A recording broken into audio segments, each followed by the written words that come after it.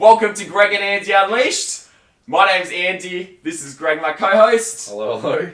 And if you don't know our names by now, well, I don't know what's happening, but seriously. And we have got, guys, I'm so excited. We've got some amazing guests today. We've got the Geers, Mr and Mrs Geer, and we've got Esther with us today. So, the Geers, and I'll give them a little bit of an introduction, so we'll see how much of the facts I actually get right. So, they're sent out of Austin, Texas. Yes. And they have been doing children's ministry for a really long time. That's my first question. How long have they been doing children's ministry? 44 years. 44 years. Wow. That's longer than you've been alive. Twice over, mate. Probably together. Yeah. Just about. Oh, yeah. Far out. Oh, my goodness. That is a long time. But and so they've been sent out of Austin, Texas. They do children's ministry, so holiday Bible clubs. You guys call it Vacation Bible School, do you? We do. Over We there. do. Okay, so it's like Holiday Bible Club. Wait. What's the one that's going on right now? Holiday Bible Club. Yes. Holiday Bible Club, yeah. And then I call it Kids Club. So there's like the 3 different names for it. Mm-hmm. So they do all of that. They do kids camps, like the kids conferences, and also children's like training for the ministry leaders, children's ministry leader training. So yeah, they've been doing it for 44 years. They're the best in the business. And they've been to so many different countries. I know obviously Australia, America, Mexico, Philippines. Mm-hmm. What are some of the other places that you guys have been to? Several of the African nations, Caribbean, We've been to Europe. 19, we've trained in 19 countries. We've been to 33 countries. Wow. Oh That's my awesome. goodness. So, Yeah. yeah. So, So, Ukraine. What's your favorite country other than America? Other than Texas. Australia. Texas.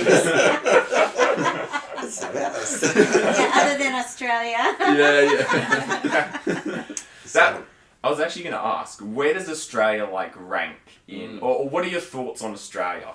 Well, if it were up to me, we'd move here. Oh, That's beautiful. that's right. That's awesome. But unfortunately, well, maybe we could talk to your, immigration people, because they don't see that. Oh, don't worry, I'm sure we can. No, I'm kidding. Take care What of about that. you, Esther? What are your thoughts on Australia?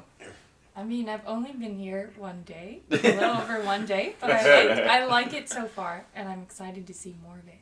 Awesome. That's great. There's a lot to see in Yeah. Australia. Mm. A lot of Even just all open the- nothingness. A lot of things that can kill you. Oh, it's so Animals. beautiful. It's Yeah, diverse. No, it We're, is. we're blessed to have a car here, so we have driven all over your country. It's Yeah. amazing. Yeah, 100%. And Esther, because I know these guys and we didn't really know you that well, would you like to tell everyone a little bit about yourself? So where you're from, maybe like what church you go to, and how come you're here with the Geers as well? Sure. Should I look here or there?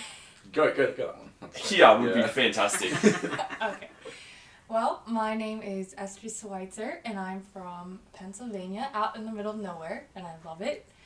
I go to Mount Zion Baptist Church. I've grown up there. Even before I was born, I've been there.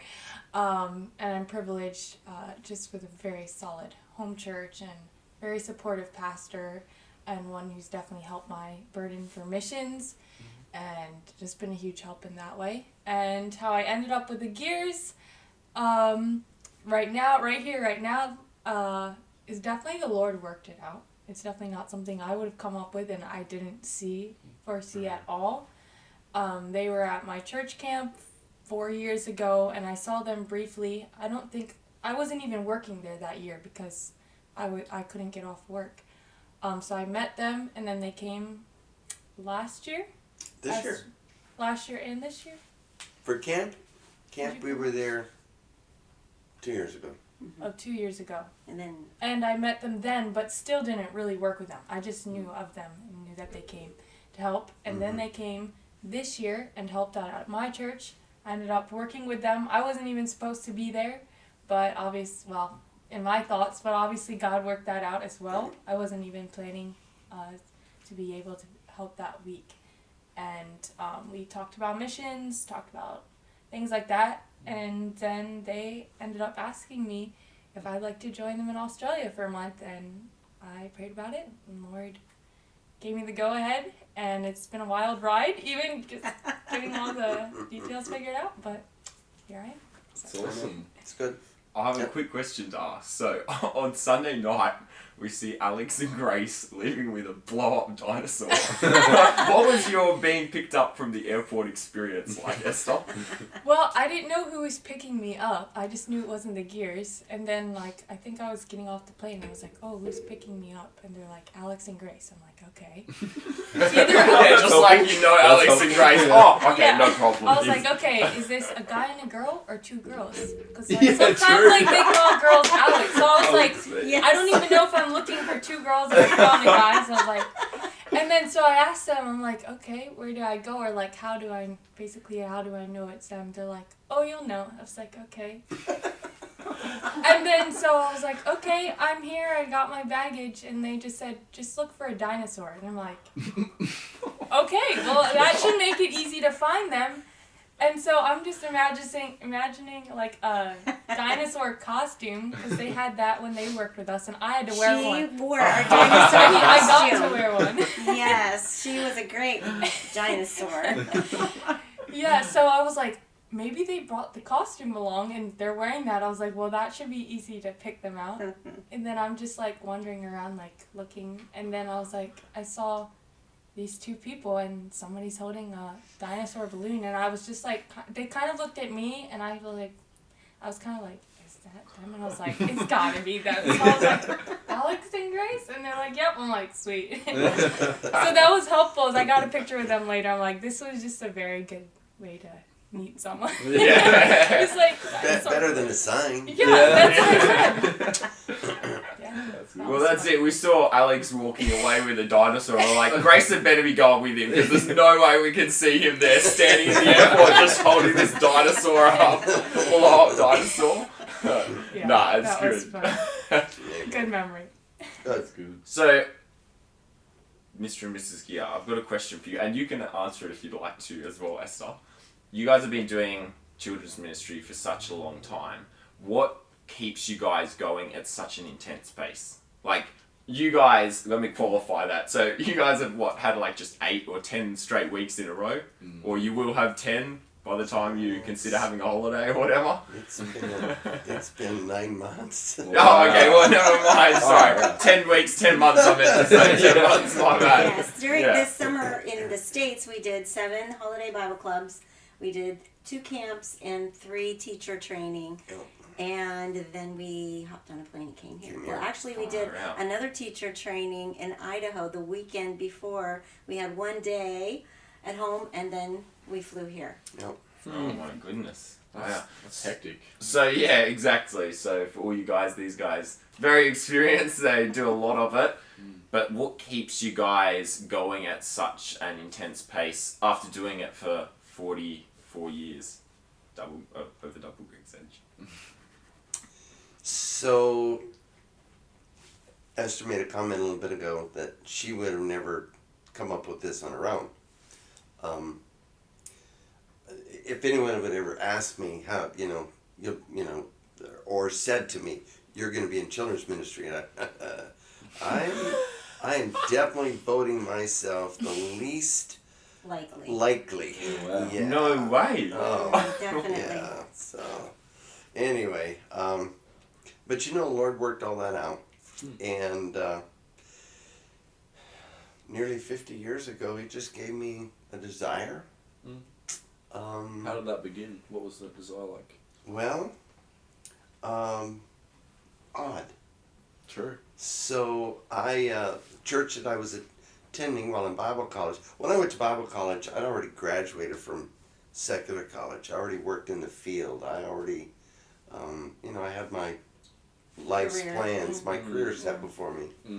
So when I went to Bible college, people, of course, asked me, said, what's the Lord called you to do? And I said, be here at college. Sure. And they thought, yeah, I know, but, what's, kind of, how's the Lord leading you? And I said, just be here at college.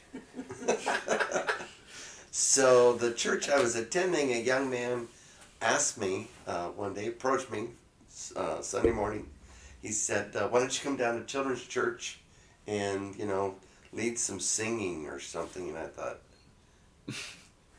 children's church? Yeah. Why can't they be in, like, everybody's church? Yeah. And then I thought, and children? No. No. And singing, I just kind of laughed. Could I just interject right here? Sure. Every time you get up and do the children's singing, like it'll be at a kids club or at a kids camp, I always just crack up laughing because half the time you'll just be like, I'm terrible at this, or you'll say like, I can't wait for my wife to get back and keep going with it. But it runs pretty good, like it runs pretty well when he does the singing, but it's just so funny. I can't not laugh whenever you actually jump up and do the singing. Yeah, I'm laughing So- too. How'd I get in this? So did you go down? I didn't. I declined. And the next week he said, "Why don't you come tell a story?" And the next week it just went on for weeks. And He said, hadn't had any experience at all with children's church, children's ministry. He didn't even know what it was. or even children. I wasn't around Right. them. I grew up as an only child in the outback of the United States, and was not spoiled by no means. But so finally he said, "Well, why don't you just come down and do nothing? Just observe." I said, "Fine, I can do that." I said, "But we need to come to an agreement here." I said, "I don't know what you're up to, but I said, I'm definitely not your guy." Yeah. And so I went down. He, of course, was older. "What do you think of it?" I said, "Yeah, well, okay, that's nice. See ya." And the next week he came in Sunday morning, panicked. He said, "Next week I can't be here. You have got to do this." I said, "No, I don't have to do this."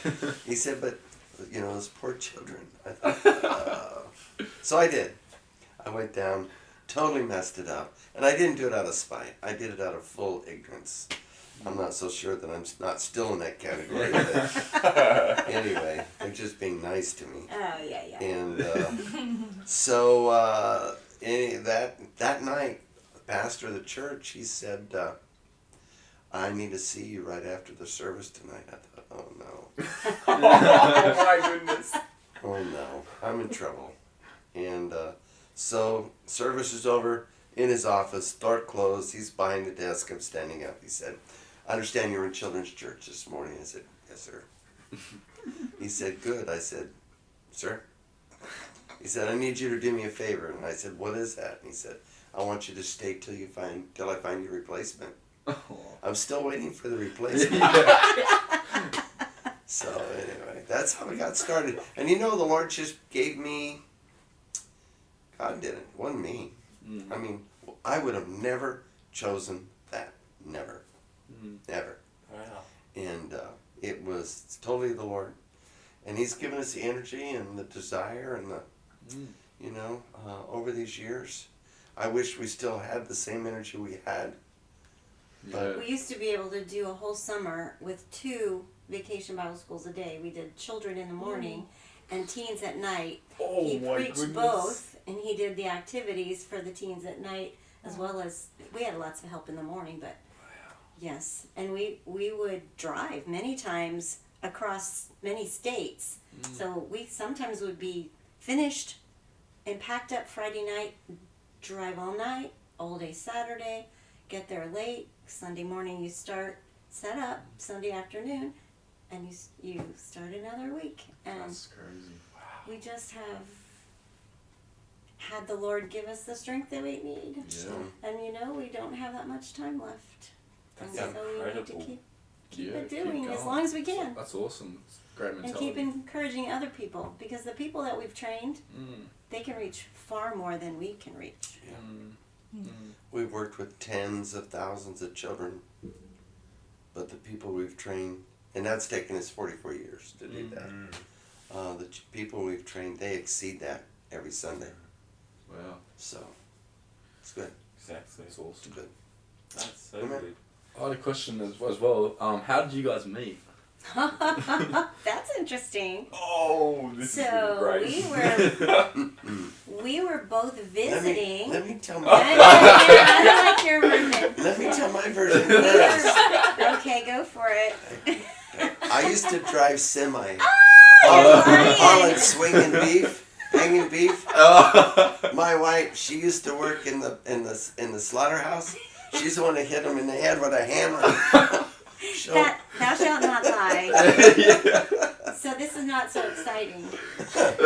We were both visiting on the same day at Broomfield Baptist Church in Broomfield, Colorado.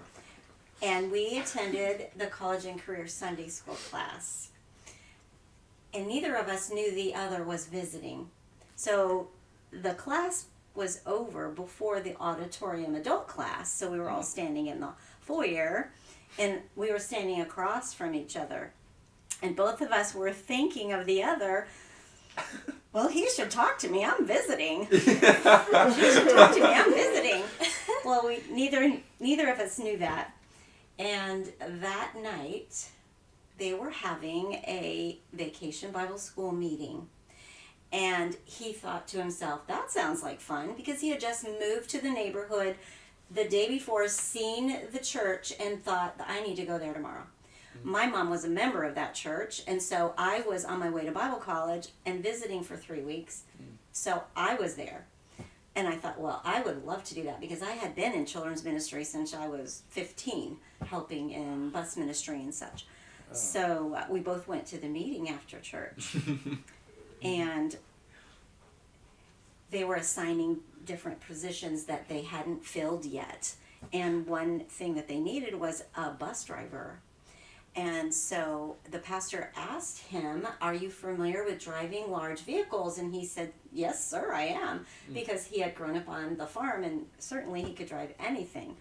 But it is quite interesting to look at this many years later and to think that a pastor would ask a total stranger to drive a bus and pick up children and bring them to church.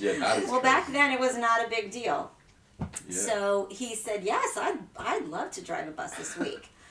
And he said, now we need somebody to ride on that bus. And he's looking around. And he said, Chris, how about you? And the pastor's wife was sitting behind Tom, and he leaned forward and he said, I think the pastor is being a matchmaker.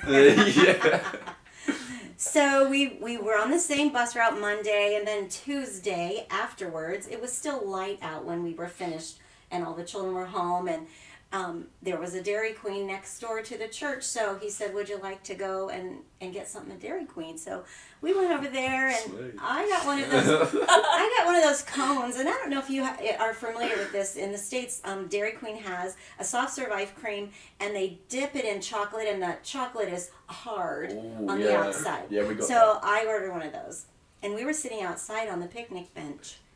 And he began to tell me that he was going to marry me. Oh my goodness! I didn't. Take notes. So just let me regress, because he had already graduated from college. He had already been in the military, and he had already started his career. There was 7 years difference. Yeah, so when I was in 6th grade, he was in the Navy. But that was... if you think about it that way. But I was 18 when we met. She was in the 6th grade for 9 years.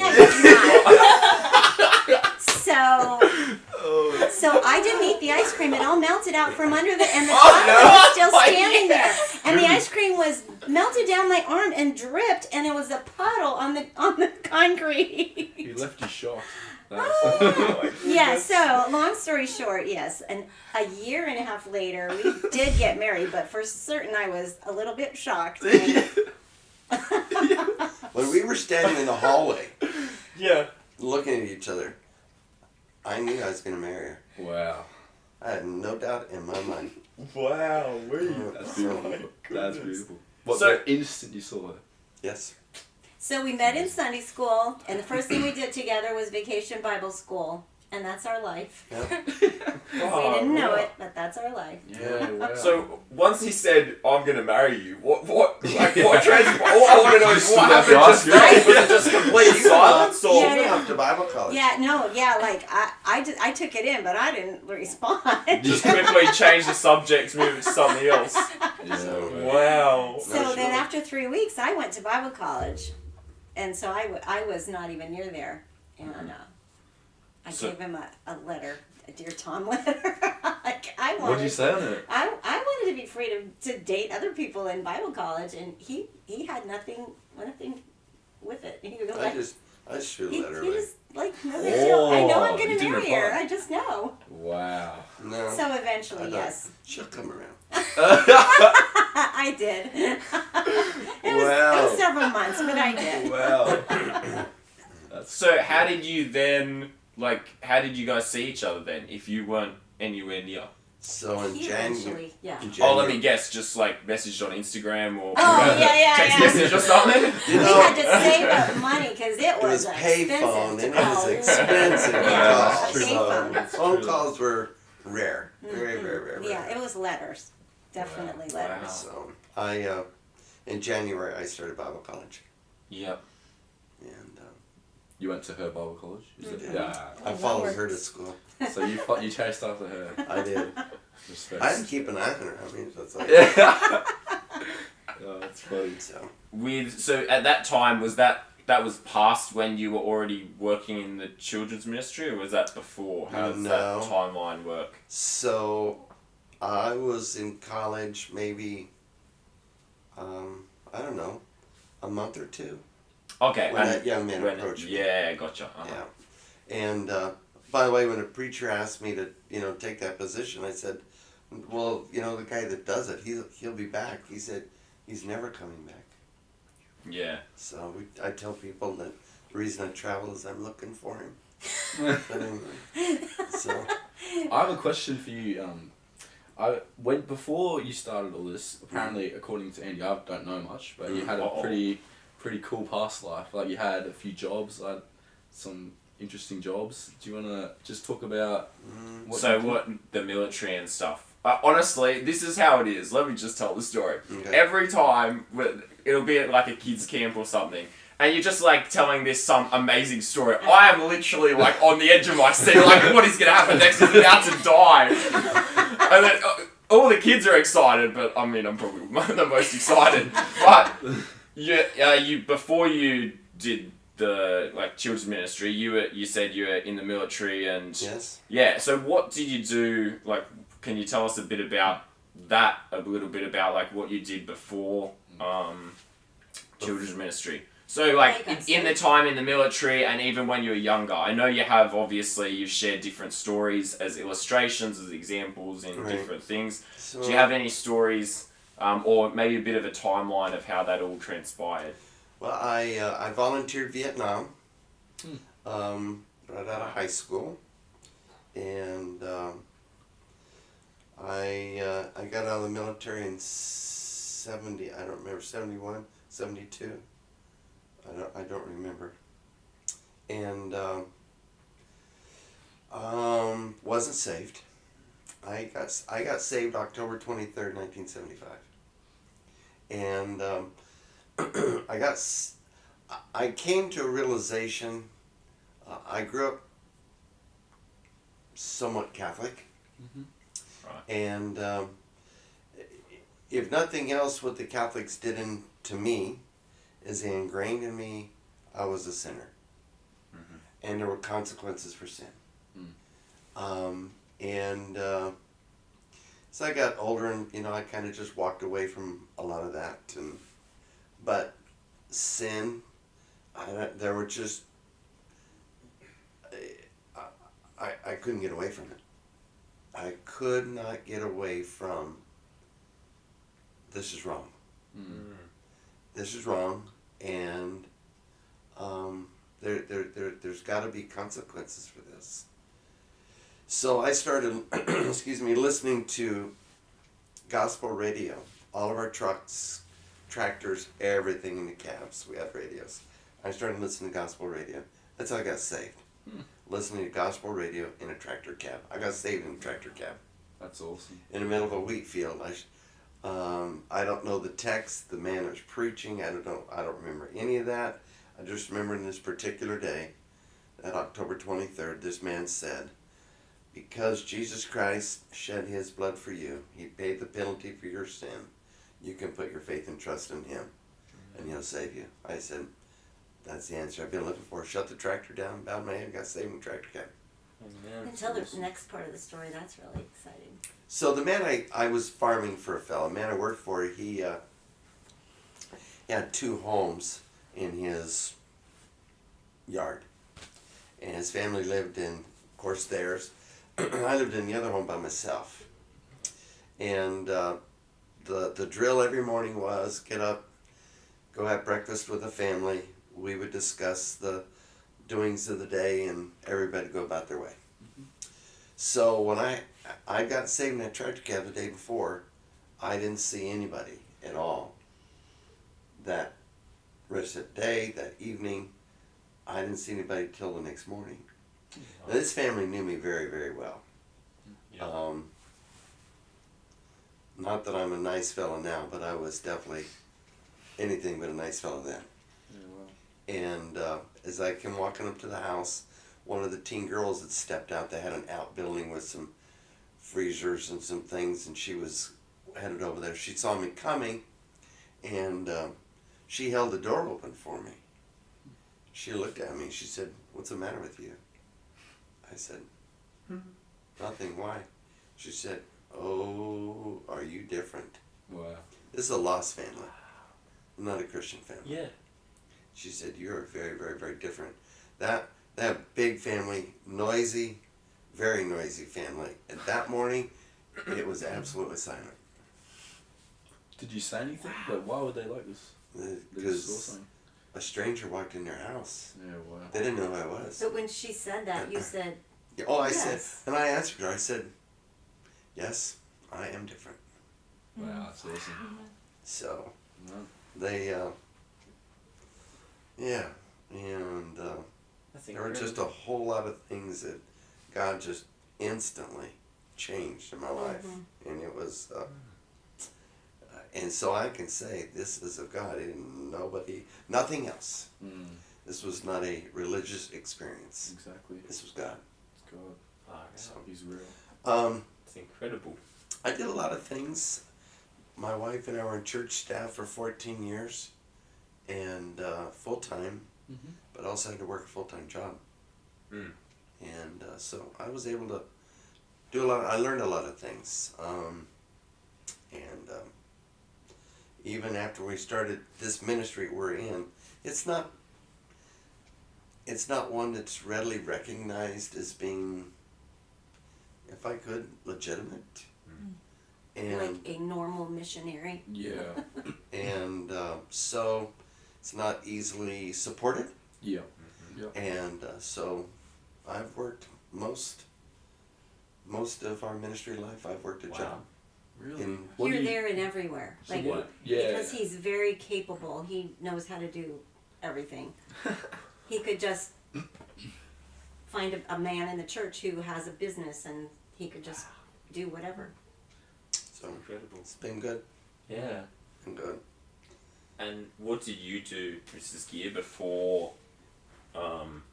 you started started doing children's ministry? Sorry, because I know you said you were working with children at age 15. So my mom got saved when I was in 3rd grade, and she immediately began taking us very faithfully to church. Awesome. I did make a profession of faith when I was young, but I honestly don't remember any part of it except for that I was baptized. And obviously baptism doesn't save anybody.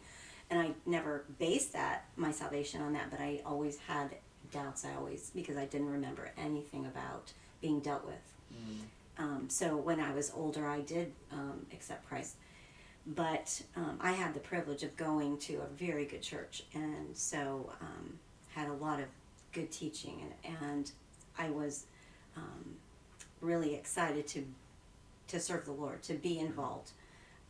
When I was young, I went with the pastor's family to visit a young lady in Bible college. And we were just talking about that tonight at dinner. So as soon as I went to that Bible college, I think I was in 4th grade, I said, I'm going to go to Bible college. And so the young lady that we went to go see was Doyle Bramblett. And she and her husband were missionaries here in Brisbane for many, many years. Just went home They in July. just went back to the States. Yeah, right. So a few years ago at the MBF, we were eating lunch across from Brother Bramblett, and he was speaking of California and his wife and some very familiar things to me. And I said, who is your wife? And he said, Doyle Morris. I said, Wow. that's amazing. I grew up in the same church as Doyle Morris. In fact, when I was a little girl, we went to visit the Bible college that she was at. And I said to myself, I'm going to Bible college. Yeah. So it's very small world. It is. Max Bramblett is in Our HBC this this week. Yeah. Doyle's grandson. Yeah, that's so neat. Cool. So when I did get old enough, so I began in any part of the ministry that I could when I was a teenager.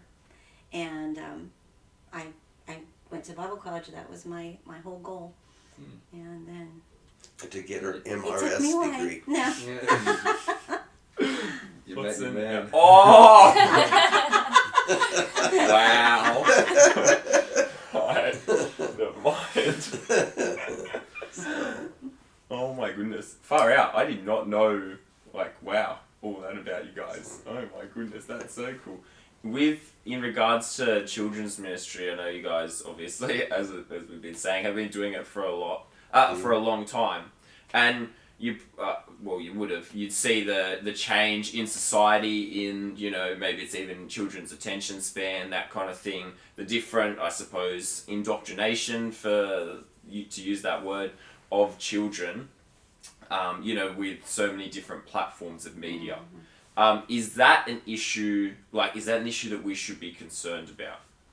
What are you guys' thoughts, or what is your take on how much the children nowadays and the younger generation are being fed certain narratives from mainstream media, essentially?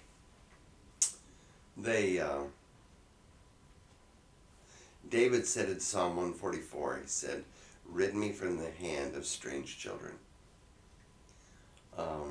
Children today are nothing like the children we started with 44 years ago at all. Materialism, media, and you use the right word, indoctrination. Indoctrination they're getting in the educational system is shocking. It's just shocking. So that definitely has an effect on their spirit, their attitude, and just how the way they view the things of God. Authority. Oh my goodness. Yeah. Authority is, in their minds, it's gone. It is just gone. And so, yeah, that has changed a lot of things. I don't know that it's changed. The message hasn't changed. That's true. Some of the methods have changed a little bit. It's much more difficult to gain their attention. It's much more difficult to keep their attention. It's very difficult to even earn their attention. Yeah, wow. Yep. And so children's ministries have changed tremendously. Crowds used to be bigger. Yeah, that's a big one, man. Attitudes were better. But at the same time, you know what? Kids are still getting saved. Yeah, man. Kids are still making right decisions. Kids are still... so I'm not discouraged. Maybe it's not the numbers it used to be, but God's still working in hearts and lives. I'm not discouraged. Yeah, That's awesome. that's awesome. And what would you have to say, like, for example, people, ourselves, people that are watching it, what can we do to help children come to Christ, to help this next generation? Because I'm assuming, right, correct me if I'm wrong, that the way to combat against this indoctrination or the ideas and ideology that goes against God is basically to teach them about God. So how can we, or what can we do, or just a random, individual, what can they do to help help children learn more about Christ? While he's thinking about it, guys, make sure you go ahead and subscribe.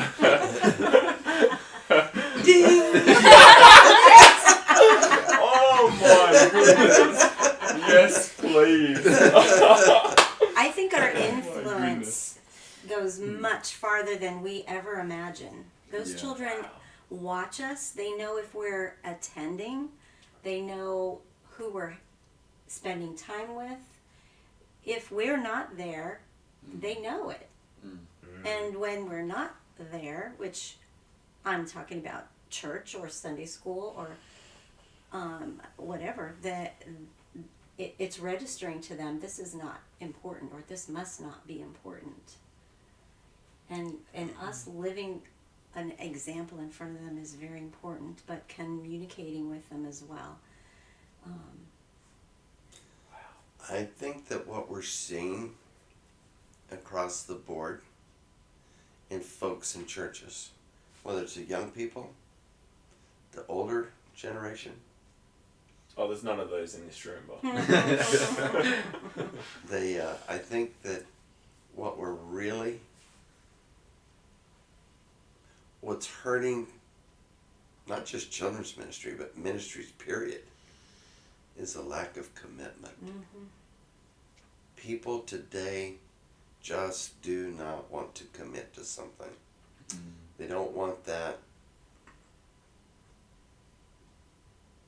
They don't want to be saddled with something that locks them into having to be faithful. Here's an example, just a small example. When our son was born, we had a bus route, and so my husband put a seatbelt into the bus front seat so that we could put the car seat in the bus, and we bought a backpack and a stroller so that our son could go with us visiting bus kids on Saturday. So we didn't use having a baby as an excuse. We thought we want him to be in the ministry even though he doesn't even know what's going on. And he was with us every day of his life. But we're finding young families, they're taking time off even from church because they had a baby. Or they can't teach Sunday school for 6 months because they had a baby. Like, that's so foreign to us. We just commended a young family. My husband preached a junior camp recently in Texas, and they had a tiny newborn. And they were both there at camp all week long and faithful, and that was so encouraging because we've seen so much in the last few years of couples using their children as an excuse so they can't continue. You can do what your heart needs to do, and it will work, and it will actually be the best for your child. That family that she mentioned, he was the bus driver, and he put a seatbelt in the bus. Oh, did he? Wow. Yes. Okay, I didn't know that part of it. The seatbelt in the bus so that the child's car seat would be in the Amen. bus. Hey, that's awesome. Seth actually brought a lot of kids because they wanted to be in the bus. Oh, with right, them. our son being in the, yeah, that's true. So did you guys used to do a bus route on Saturday? My wife and I had a bus route in the projects in Denver 10 years while we were on staff in the church where we met at the church. We went got to married Bible in Lunch that from church there, we went and back actually there. went on staff in a church for 14 years. Wow, So, Yeah. And then we started traveling full time. So we've been traveling now 30 years. Yeah. Yeah, wow. Oh, so yeah, you're 14 years there. Yes. On staff at the Yeah. church. Wow. Yeah. Well, that's something. I love that point that you brought up about that being an example, basically, and how there's like not that. How kids or children actually look to you as the example, like a lot more than what you say, basically. That's something we were talking about. Some of us young guys were talking about how there's not like unnecessarily a lot of let's say like role models in certain I mean there's a lot of role models out in the world, right, but in certain fields for maybe it's for young men or something like that, and just like the what was I going to say? No, I've forgotten. But just like being that actual example to children was just wow, I haven't really thought about that, but that literally sums up what each person can do is literally to be a role model for children. Like if they're not working in children's ministry, children always look up to people older than them and go, hey, like as you said, this is not important. All right, cool. It's wow. That's honestly. I wish you're gonna be going back over this and like taking notes. I'm like, I should be taking notes right now. So no, it's so good. Far out.